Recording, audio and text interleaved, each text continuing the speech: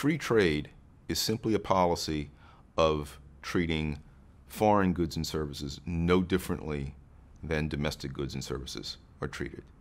Free trade is a policy of allowing domestic consumers to buy from abroad just as freely as they can buy at home.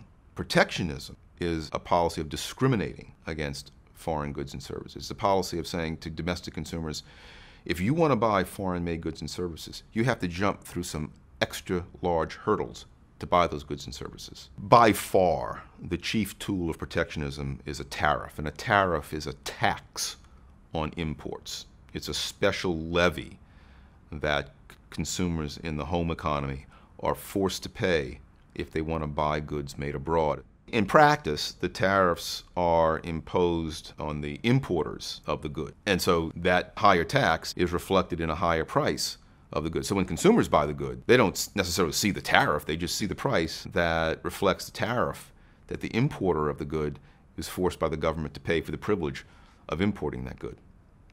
Free trade is not just a theory, it's been practiced. The greatest example is Hong Kong.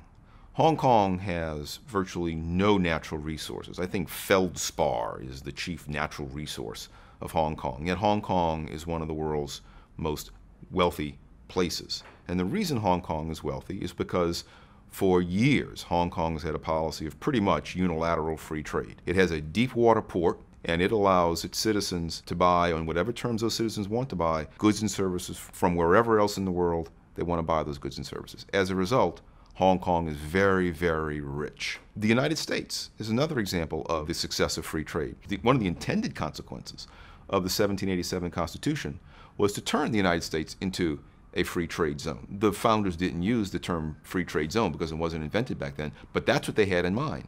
So as a consequence, we have this huge transcontinental country from the Atlantic to the Pacific, from the Gulf Coast up to Canada. Americans are free to buy from any other American that they want in this huge free trade zone. And so people in Maine buy pineapples from people in Hawaii buy maple syrup from people in Maine.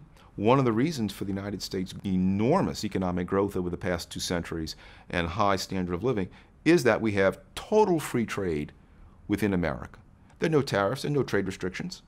If protectionism was such a dandy thing, then you'd think each state could make its citizens wealthier by putting up trade restrictions around the state's borders.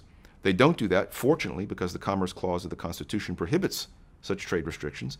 As a consequence, we have this huge free trade zone in America, and it's unquestionable that the free trade that takes place within this huge transcontinental nation is a major reason for Americans' high standard of living and continued economic growth.